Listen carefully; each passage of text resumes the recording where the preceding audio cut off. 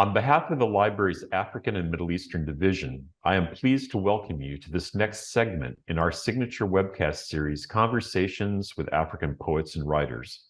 I am Dr. Edward Miner, head of the African section, here today with curator of Ethiopic collections, Mr. Fentahun Tiruneh. For more than 60 years, the African section has served as the focal point for Africa-based research collections and services at the library. Within the division, it is one of 3 sections, including the Hebraic and Near East, that provide access to research collections of unmatched depth and breadth, documenting the literatures, cultures, and histories of regions extending from the southern tip of Africa to the Mediterranean coast, across the Middle East to Central Asia, and down to the Indian Ocean islands.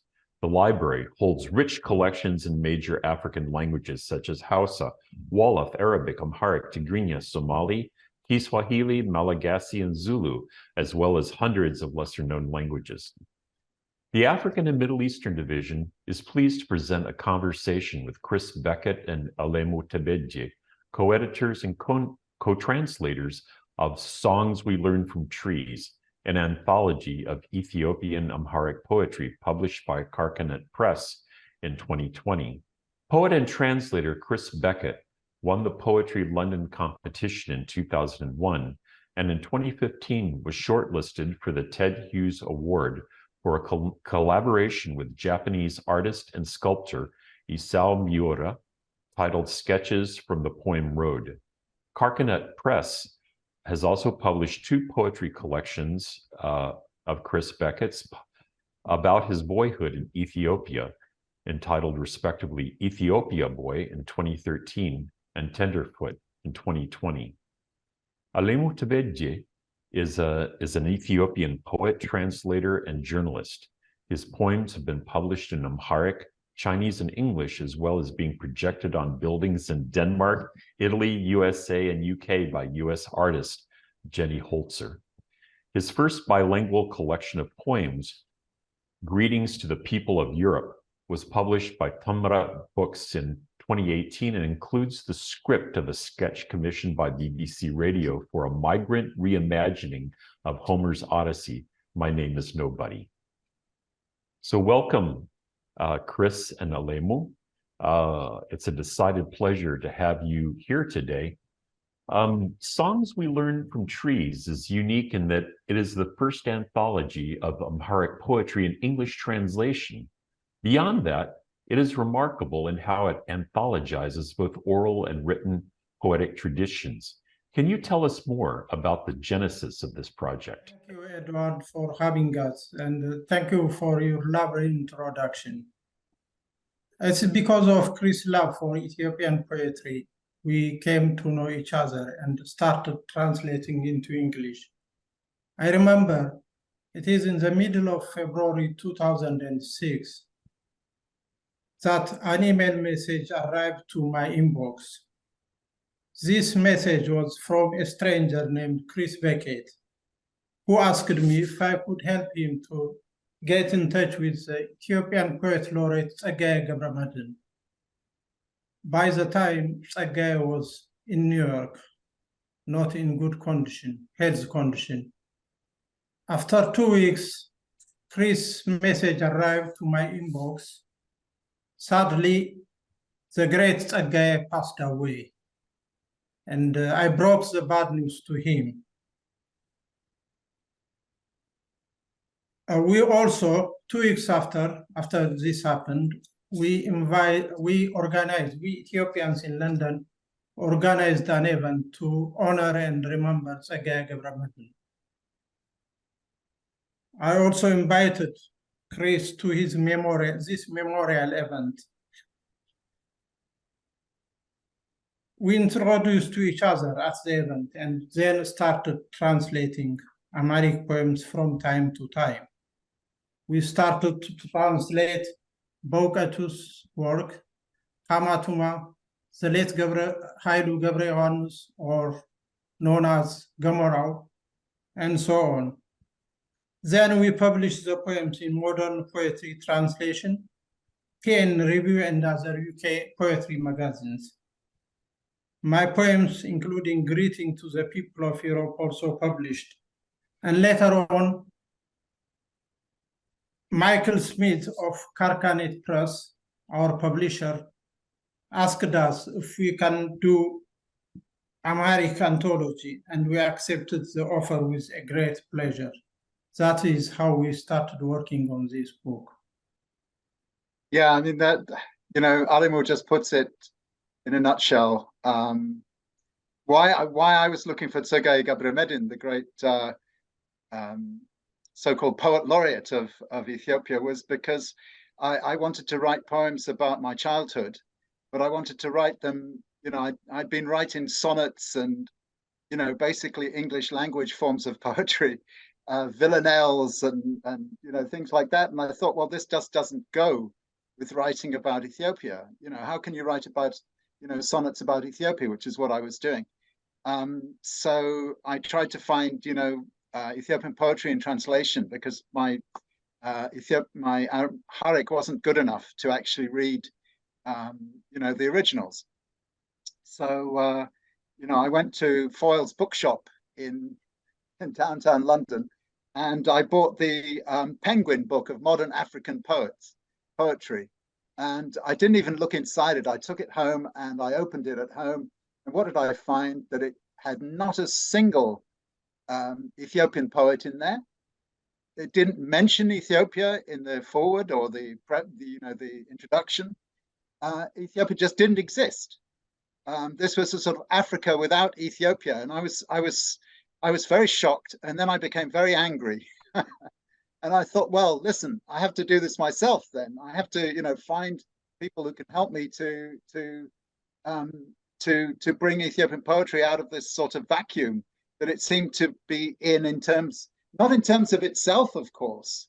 Ethiopian poetry has never, has always been an incredibly vibrant space, but in terms of what the outside world knows about it, it was, basically zero. I mean, I think a few of Tsege's poems and a few poems of Solomon Derese had been included in Wole Soyinka's anthology back in the 60s. I've forgotten the name of it, but basically there was no mention of Ethiopian poetry anywhere I could find in terms of English language. So that's how we started, and eventually, as Alemu said, Michael Schmidt, who'd been publishing my own poems and who published Ethiopia Boy, he then asked us if we would do an anthology of Ethiopian poetry, and we thought, wow, this is an incredible honor, an incredible, big job. And the other person who advised us at that time was a guy called Martin Orwin, who was professor of Amharic and Somali at the School of Oriental and African Studies in London. And he said to me, Chris, listen, Ethiopian poetry is not just Amharic. Ethiopian poetry is poetry in every, there are more than 80 languages in Ethiopia, Fentahun, yeah? So, you can't talk about an Ethiopian anthology. You have to talk about an Ethiopian Amharic anthology. So that set us on the path. Well, Chris and Alemu, it's a pleasure to have your introduction. And I also want to congratulate you on your success in publishing the first Amharic Ethiopian anthology of Amharic poems. I'm sure this work will have acceptance internationally, and that its contents will bring forth appreciation of the uniqueness of Ethiopian styles of poetry construction. My question would be, what your criteria has been in the selection of poems that you included in your anthology, and the poets and poems in general? Alemu, do you want to tackle that one first? Yeah, let me try. Actually, in this book, we try to represent all generation of poets in Ethiopian and Amharic poetry. We started with the 20th century greats such as Tsaggaye ገብረመድህን, Mengistu Lemma, Debbebe Seifu, Yohannes Admasu, and from the contemporary poets like Fakad Azeze, Nebi Mekonnen, Seifu Mostafa, and others. Some of these poets were my professors when I studied Ethiopian language and literature. The works of these and other poets were used as a reference during my study. So I know already about their works and contributions. So also Chris went to Ethiopia to meet my literature professor from Addis Ababa University and sought advice and support from the university literature professors on the selection. Yeah, I mean, what happened was that Alemu couldn't go to Ethiopia, so I went, and because Alemu was very, very knowledgeable about Ethiopian poetry, but not so much at that time anyway about contemporary, the latest, what was going on in the Addis. So I went, and I had no way of knowing how to go about it either. So I went to meet Alemu's literature professor at Addis University, but he wasn't there at that time. So I was introduced to a wonderful man called Wonderson Adane, who's, I think, a lecturer in poetry at Addis University. And he basically made me a list of 13 important contemporary poets living in Ethiopia and working in Ethiopia. And they included people like Saifu Metaferia, Bedilu Wakchira, Meron Getnet, Ayal Numulatu, Ephraim Seyum, Tagel Saifu, all of whom are in the book. So I went with my friend Yemis Raj and another friend Ananya, her brother, and a friend of mine, Fasike Ayulu, and we went round meeting these poets that Wonderson had introduced me to, or had given me the names and the contact details. And then later on another trip, because what we ended up with was virtually all men. And that doesn't represent Ethiopian poetry. So we needed more women poets. We had, I think, just a couple. We had Meron Getnet and Mektes Jemboru, both of whom are fantastic, but we needed a few more for this, to adequately represent the Ethiopian poetry scene. So I was introduced to a chap called Tibebu Belleta, who was chairman of the Ethiopian Literary Association and also has a radio station. He's a very, very likable man, and he told me that I had to look at the work of Kabadej Takliab, living in New York, but also of the founders of Tebeje Poetry and Jazz, which is this amazing monthly poetry happening in Addis, where hundreds and hundreds of people turn up, and they do music as well as poetry. But anyone who's a poet in Ethiopia reads for Tebeje Poetry and Jazz. It's an amazing place, and it was dreamt up and run by two amazing poets, Misrak Terrefe and Miret Kabada. And they're both, I went to see them and got them to give me some of their poems, and we took it from there. Then the way that you actually, if you don't meet the poets, the way to find out is you go to the Piazza district of, as Fentahun well knows, you go to the Piazza and you buy lots of poetry books. And if they don't have it, they look around in other stalls to find it. So it's a very pleasurable and interesting process. And then so I bought all these books, brought them back to London, and we went through with, gradually over a matter of years, we went through all these books with Alemu and picked poems which we liked. That was the criteria. Do we like them or not? I'm sorry, it's a very subjective process, but that's what we did. And then the other wonderful thing that happened, which Alemu hasn't talked about yet, was that there are quite a few poets working in the West, working in, outside Ethiopia, who are 100% Ethiopian, ethnically Ethiopian, but write in English.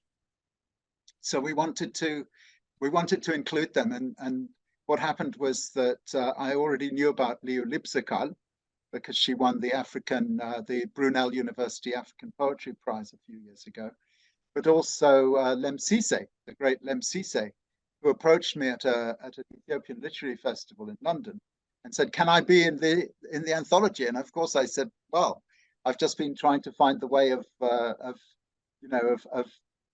finding you and asking you to be in it." But so that's a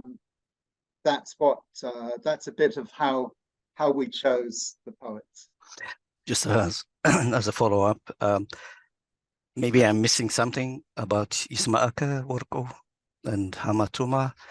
I don't know them as poets or having written any poems. Yeah, that's very good. I mean, Hama has written poems, amazing poems. I think he's one of the greatest Ethiopian poets, actually. But he writes in English. He writes poetry in English.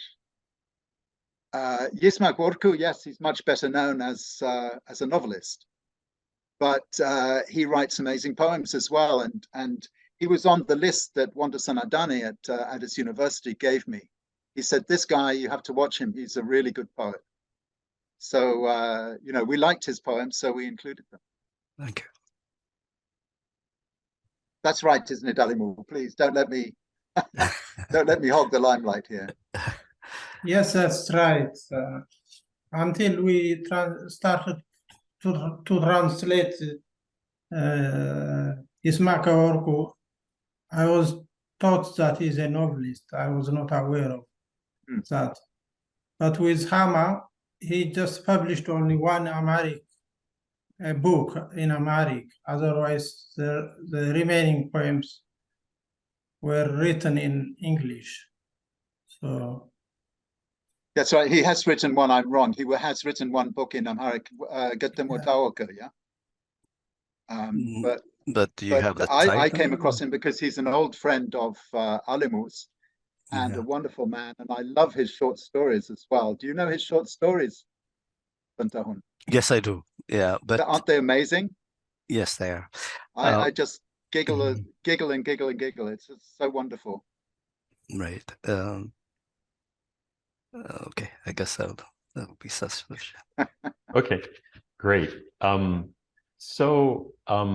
Since I started interacting with the anthology, and I've gotten to know one of the poets featured in the anthology, Kabadach Tekleb, who's actually gave a wonderful lecture and reading at the library a couple of weeks ago. I've been seeing how Amharic poets and lovers of Amharic poetry deal with the idea of translation. Translation was part of the critical work that had to be done in order to establish the accessibility of this tradition or these traditions to an international audience. But translation is not an exact rendering of the experience of the poem. In Amharic, it entails acts of creation, acts of interpretation, acts of cultural transposition. And in Kabadach Tekleb's work, she takes translation as a space, an experiential space to explore through juxtaposing her poetry and her sculpture in dialogue with one another. And the more you think about translation, it seems at every turn to create dialogues and sort of exchanges, conversations between the subjectivities of poets and of translators. And then there's the question, is translating someone else's poetry a creative process in itself?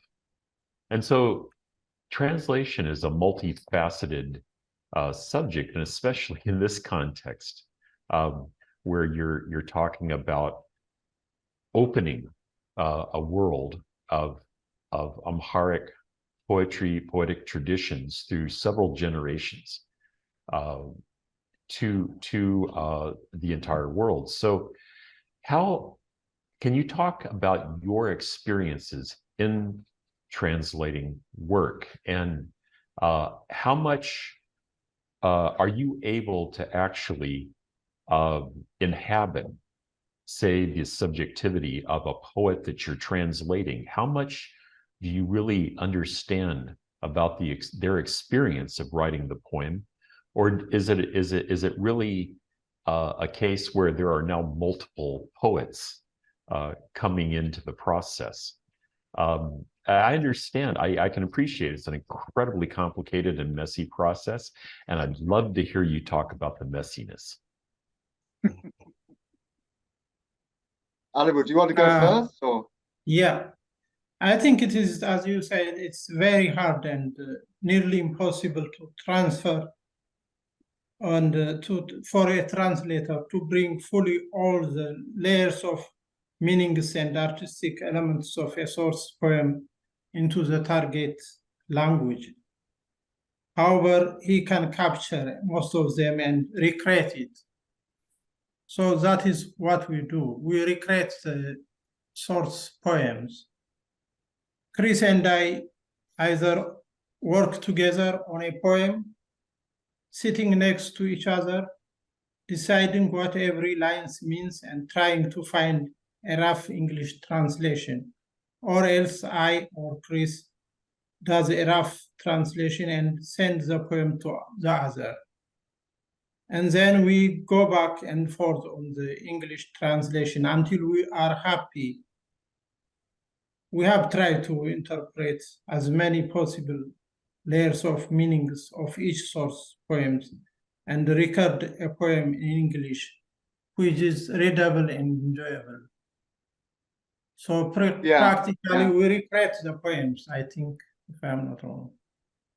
There's so many ways of translating, and it's such a subjective process, of course. And I suppose the most amazing experience is when you're translating with the poet, because most of these poets do speak English.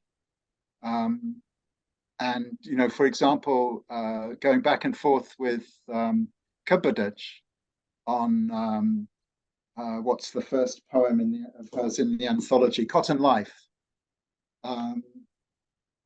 You know, you think you know what the poem means, and then you talk to the poet, and the poet has a different take on it, not on the whole, but on, you know, various words or, you know, different things in the poem. And that's an eye-opening experience, which you don't get, obviously, if you're not talking to the poet direct. And some of the poets, whether they're dead or just unavailable, are not easy to get hold of and to talk to and stuff. I mean, we did try to, well, I went again to Ethiopia and because we needed their permission to publish the poems. So we went and we showed them the translations, and we tried to go through them with each of the poets and say, listen, what do you think? You know, have we got this wrong? You know, have you got any comments? One of the most commenting poet was Zodu Milikit up in Gondar, who basically, you know, he writes a lot of allegorical poems, poems with a political, you know, I suppose standard, if you call it standard, type of wax and gold, where you're not, you know, he has a poem called My Silly Stomach, Monya Hode. And, you know, I said, so what is this? Is this political, or is it just about your stomach? And of course, it's a very political poem. Yes, one of the really interesting things to do with, you know, what is translation and how it works was we did a tour, myself, Alemu, supported by the Arts Council in UK, of where we invited 6 Ethiopian poets, including Tebeje, by the way, to come and tour various cities in the UK. And a part of that was a workshop, a translation workshop in Oxford, in Queen's College, Oxford, where we had 15 participants, and we invited them to have a go at translating a poem by Bedilu Wakjira, which we gave them a rough translation, rough literal translation, and they basically came up with 15 completely different translations of the same poem. And then I can't remember if it was I or Alemu, we read our version of it, which was, again, number 16. It was totally different from what the others. There was a thread, obviously, there was similarities, but there was a lot of differences in emphasis and in just in the words used, and in the rhythm. The whole atmosphere of the poem was quite different. And the interesting thing, of course, is that we had Bedilu Wakjira sitting there. And actually, he was quite critical of my and Alemu's version. He liked other versions more. So it was, you know, I think just to say that translation is, you know, any translation you read on the page is not the end of it. It can be something you like, but it can be it's standing in for an original which you can't see in a way. So it's trying to convey something of the poem, but it's a very subjective process. You know, a process also because we work together, me and Alemu. It's a process of negotiation in a way, trying to negotiate. You know, how to put a poem in such a different sounding language into, you know, Amharic it's got full of plosive consonants and you know, double words and God knows what, and it's very, very, it just sounds completely different from English. So if you try to convey something of it, it's, you know, you're making choices all the time which are very difficult to justify in a way, but also, you know, that, you know, you have to choose, otherwise you're never going to get to a translation. Well, Chris and Alemu, you may have answered one of my following questions in the process, but I would like to ask it. And this is especially about the Gene poetry. You have included some in a measured way, and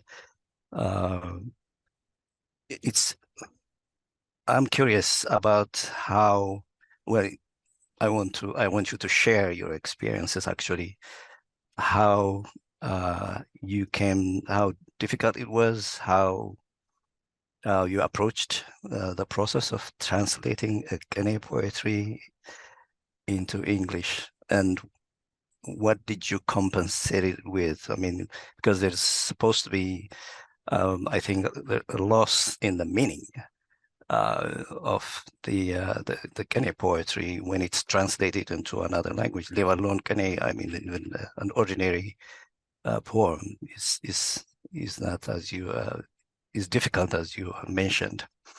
So could you share some of your experiences in the translation of Gene poetry? That's my question, actually. I think we're going to disappoint Fentahun, aren't we? Yeah, Actually, the Kene we cited in the book are translated by others, especially the Did you know first that, one. Fentahun? No, I didn't. Ah, Yeah, we mentioned that. But in general, the word Kene is derived from Giz, as you know, Fentahun, no? From the Giz word Kene means he thanks or praises. So Kene means in Giz, Takane means he writes and praises God in poem. I think the word Kene and Gitam are overlapping in their use. Because if you read Fikr እስከ መቃብር, Love to the Grave of Haddis Alemayehu, the priests in that book praise the Fitaurari. So they are not religious. Those praises, those poems in the book are not religious. Actually, they are secular. The priests were praising Fitaurari in Giz. So that is why I said the two words are overlapping in their use and meaning. So, but in general, I think the first one, Kene, is more of religious in its origin and uses, and Gitam is, or poem is, general and most of the time secular.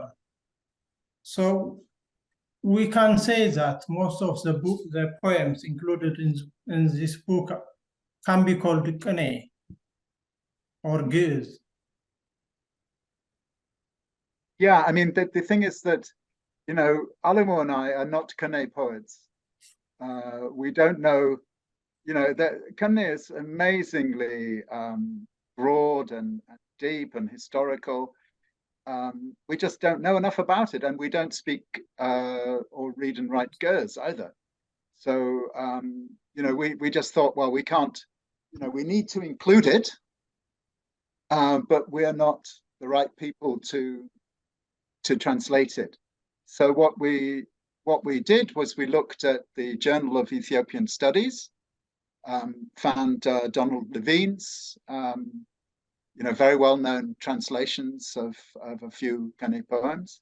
We included those with the, you know, deeper meanings in brackets.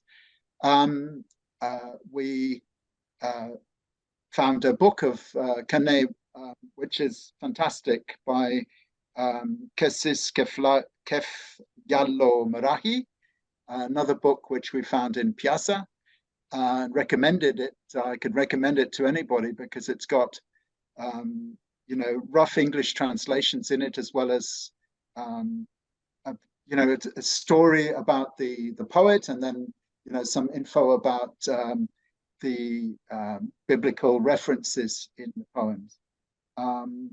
But, you know, maybe the most important one, and the one that Fentahun you picked on, is the Aleka Tsogatashale poems. And that, I don't know if you know Ida Mariam. She's a wonderful Ethiopian writer who lives in England. And she wrote a wonderful book called The Wife's Tale. And her grandfather was Aleka Tsogatashale. I see. And her father, Tsogatashale, Eda Mariam Tsogatashale, put out this book of his father's Kene. And he assembled all these Kene, I can't remember, I think it's 200 of them. And then he took them to scholars, you know, of Kene, and he asked them to comment. And so what we've done is we've taken two of those poems, translated by the son of the poet, and added, you know, and included his what do they call them, the mystery and the purpose, to show. And then we've commented a bit in the notes. And I think, Fentahun, you were a bit frustrated that the notes were not quite enough or in the wrong place. And I agree with you. I think that they could have been, we could have organized it differently. But yeah, I suppose we didn't want, Alemu, we didn't want to overbalance the book, because once, I mean, the whole book could have become a discussion of Tiruneh, because it's such an huge field.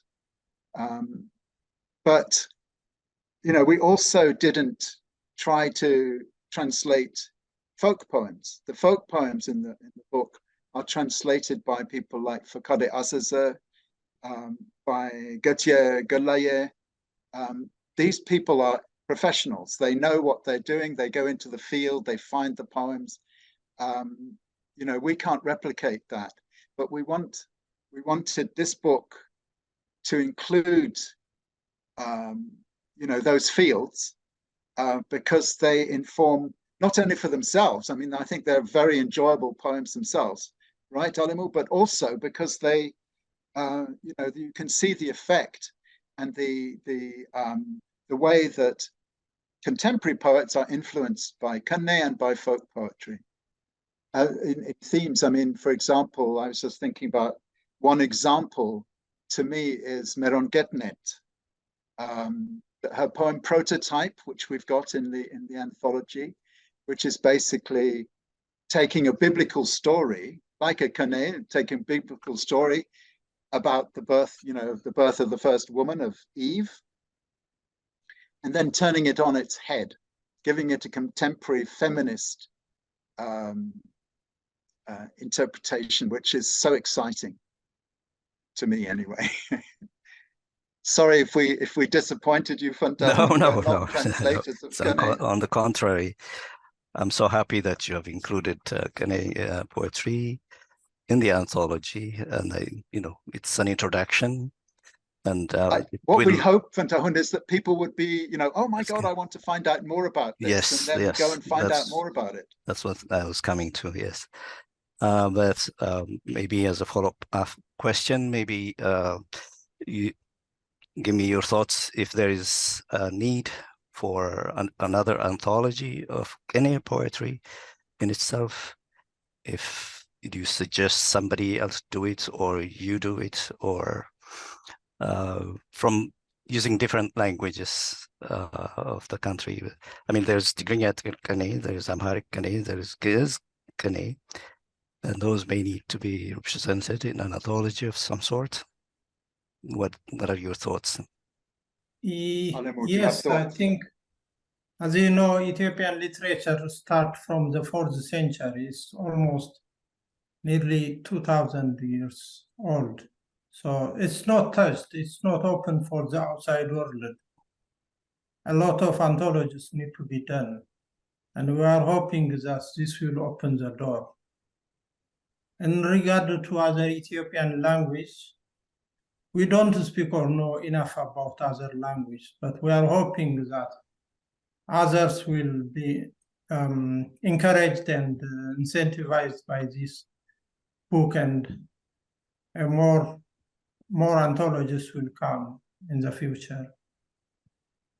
Yeah, I would add actually that Chris Habani, an African-American poet, who chose the anthology as one of 3 finalists for the Glenna Luschei Prize in 2022, 2021, I can't remember when it was. Anyway, he said he hoped, in his comments on the anthology, he said he hoped to see in the future individual collections by the various of the poets featured in the anthology, and every book of poems is a lot of work, and we've only touched the surface in a way. So really, the book is in a way a call, as Alemu was saying, it's a call for other people to get involved, and especially, I think, people of an Ethiopian background. One of the poets we didn't include in the book because we didn't know about her until the last minute is Martem Shifero. Do you know Martem Shifero? She's a wonderful, wonderful poet, American poet, but of I think 2nd generation. I think her parents moved to America from Ethiopia, So, you know, if some of these poets who are growing up in America or in England or wherever in Europe, in Germany, with an Ethiopian background could just could understand that a translation is actually and has been, you know, forever part of a poet's work.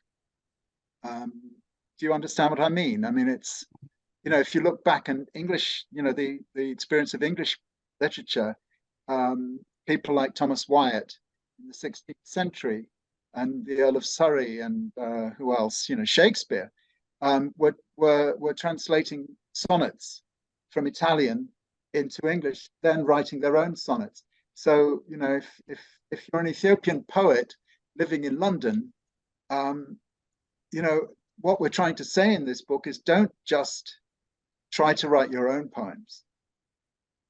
Go back, you know, take poems of poets that you love, Ethiopian poets that you love, and try and, you know, translate those poems, because that's the way that those poems will enter your own work. You see what I mean? I have a quick question following on something you said. Is translation a form of consumption? I mean, it's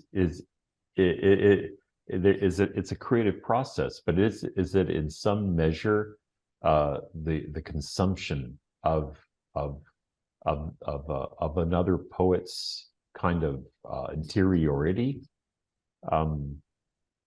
You see, because you have an experience, you appreciate the poem in new levels when you have to figure out how to capture its essences in another language. But it's a specific way of reading it or ingesting it, of becoming it as you create something like a translation or maybe a new experience. Does that resonate? Do those kinds of thoughts resonate at all with your own experience in translation?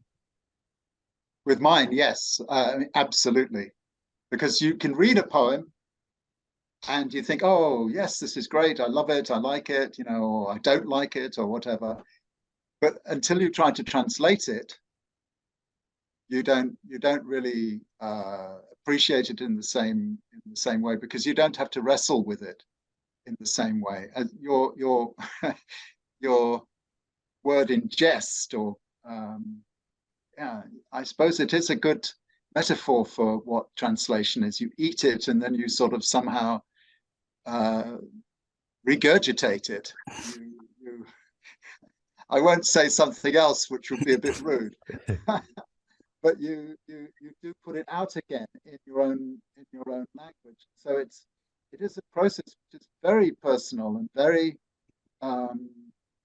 it's a fascinating process, but it's also it can unsettle you, and it does unsettle you. In fact, it's probably a good thing. But yeah, I like your metaphor of ingestion, because it does feel, when you're trying to find the right words or trying to understand what the bloody poet is talking about, that it's like eating something very tough.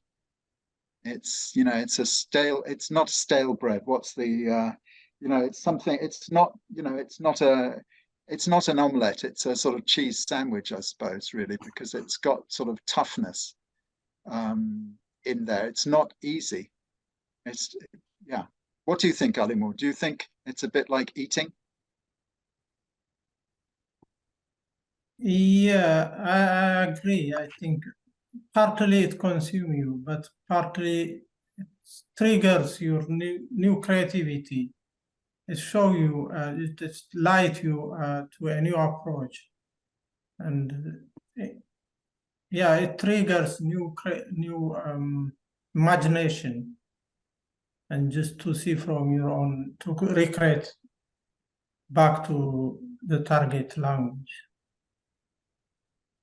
Yeah, it really tells you. I mean, you're forced to study how the poem is put together and what it's about, and so many things about the poem, that you appreciate you do appreciate it in a different way, and that is definitely going to influence your own, when you next pick up the pen or the computer, you're going to, you're obviously going to be affected, in your own creativity. We're both poets, Alemu and myself, so our poetry has been affected by a lot of the people in the book.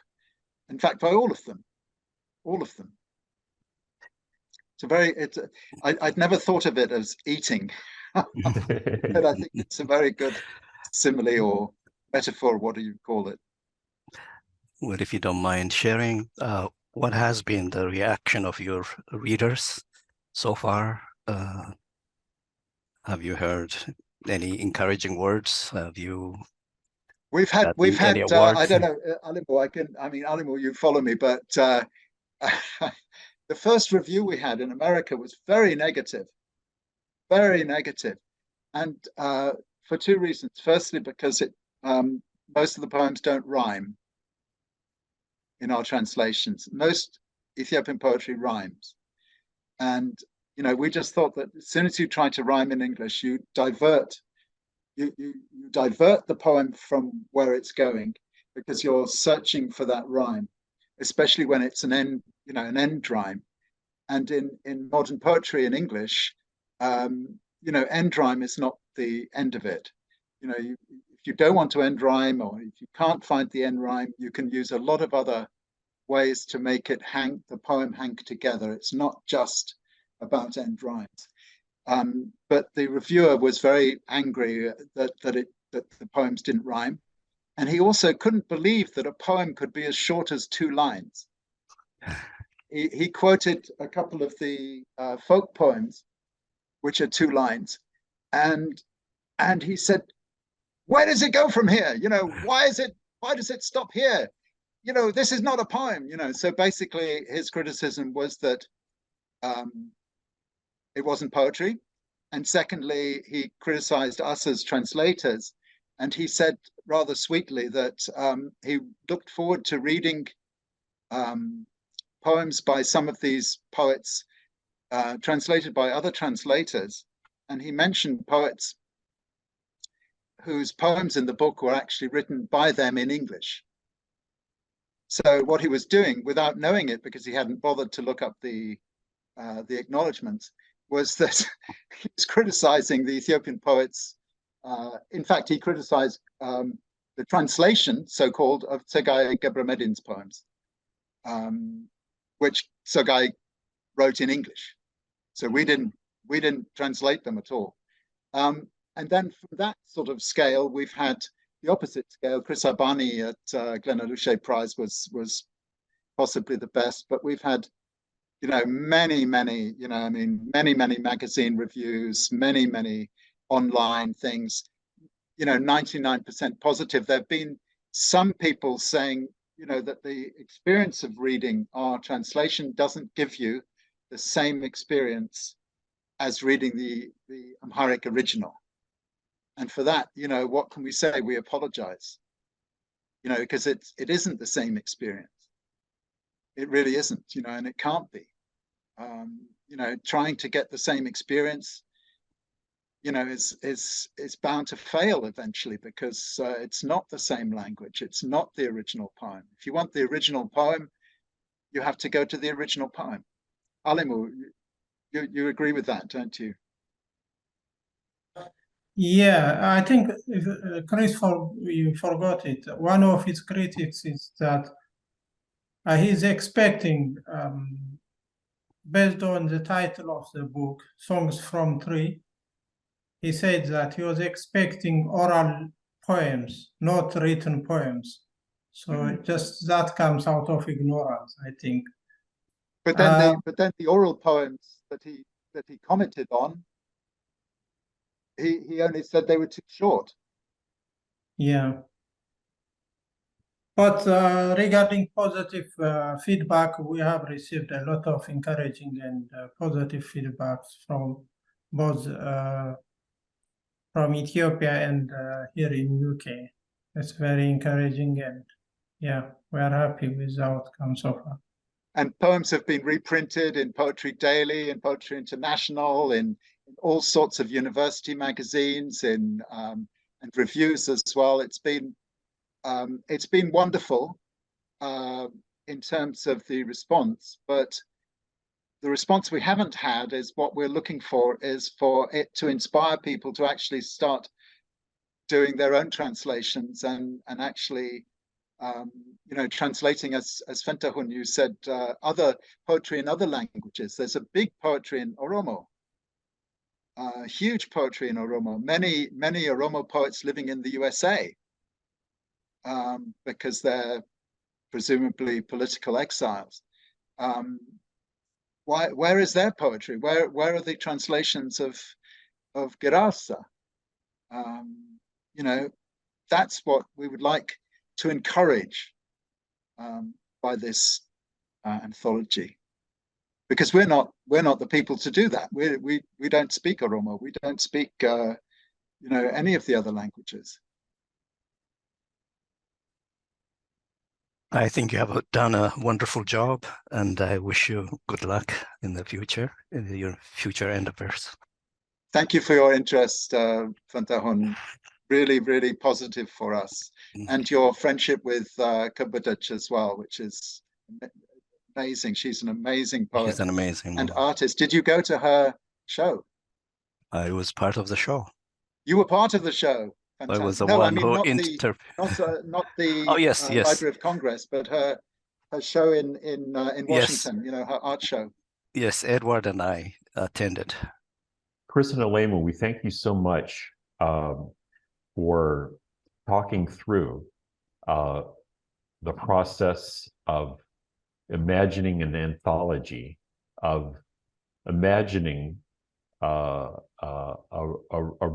pathway of accessibility for interior word art created in African languages like Amharic to find an international audience. It's a fraught, forever tenuous, and always incomplete endeavor. And we look forward to seeing you continue these kind of efforts in the future with additional anthologies. We thank you kindly for your time and your conversation today. Thank you very much. Thank you very much for having us.